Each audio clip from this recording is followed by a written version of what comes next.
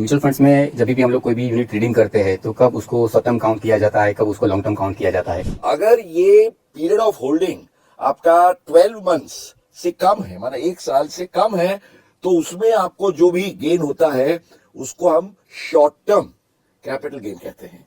और अगर 1 साल से ज्यादा है तो उसको हम लॉन्ग टर्म गेन कहते हैं। 23 जुलाई 2024 के बाद में वो आपका टैक्स का रेट है 20% फॉर शॉर्ट टर्म। तो लॉन्ग टर्म भी उसी रेट से जो पहले 10% था उसको बढ़ा के 12.5% कर दिया गया है।